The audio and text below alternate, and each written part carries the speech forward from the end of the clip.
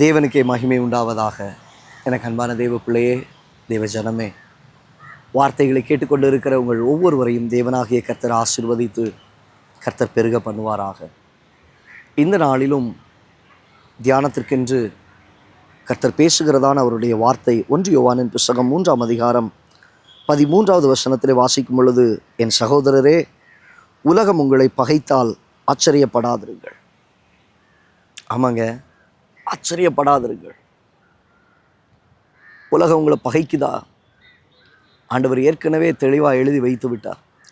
அதை குறித்து ஆச்சரியப்படாதீங்க. நீ சொல்கிறீங்கள, சம்மந்தமே இல்லாமல் என்கிட்ட சண்டை போடுறான், சம்மந்தமே இல்லாமல் என்கிட்ட பகைக்கிறான், எனக்கு விரோதமாக எழும்புகிறான். ஆண்டவர் சொல்லுகிறார், அதை குறித்து நீ ஆச்சரியப்படாத. இவைகளெல்லாம் உங்களுக்கு முன்னமே எழுதப்பட்டிருக்கிறது.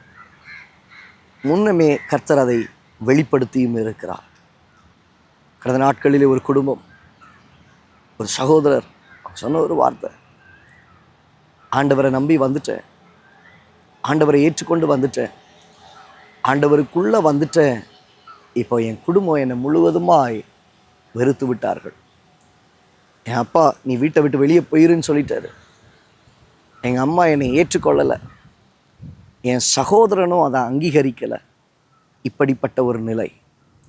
இன்றைக்கு கிறிஸ்துவின் நிமித்தம் துன்பம், கிறிஸ்துவின் நிமித்தம் பாடு, கிறிஸ்துவின் நிமித்தம் பகை.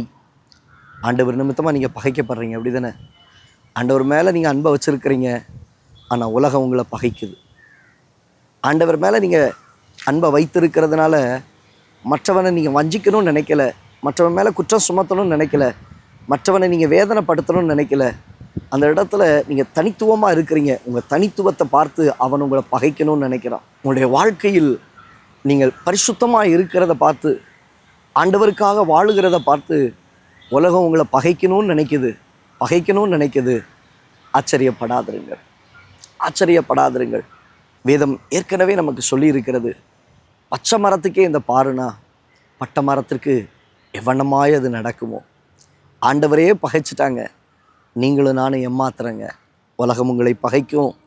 ஆச்சரியப்படாதிருங்கள். ஒன்று தெரிந்து கொள்ள முடியும், என்னை விடுவித்தவர், என்னை விடுவிக்கிறவர், ஜெயம் கொடுக்கிறவர், உயர தூக்கி நிறுத்துகிறவர், எல்லாருடைய கண்களுக்கு முன்பாக தலையை உயர்த்துகிறவர், அவர் என்னோடு உண்டு, அவர் உங்களோடு உண்டு. அப்போ எந்த இடத்துல பகைக்கப்பட்டீர்களோ ஆச்சரியப்படாதிருங்கள். அதே இடங்களில் உங்கள் தலை உயர்த்தப்படும். ஒரு நாள் வருகிறது, அந்த நாளில் தானே கர்த்தரை குத்தின கண்கள் யாவும் அவரை நோக்கி பார்க்கும்.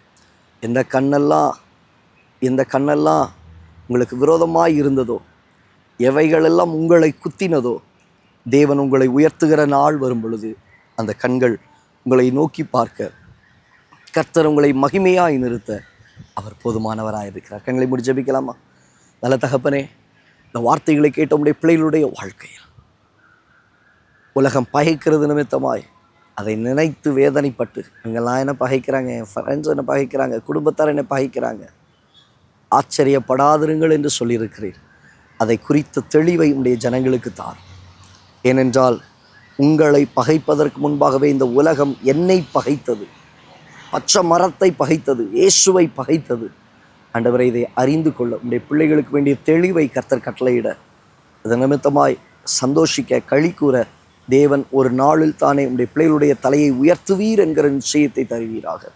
இயேசுவின் நாமத்தில் பிதாவே, அந்த தேவ பிள்ளையே, உலகம் ஒன்று பயிற்சிடுச்சுன்னு எதனைப்படாத, கவலைப்படாத, ஆச்சரியப்படாத.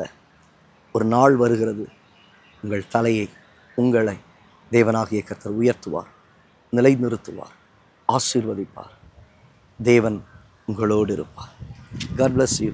God bless you.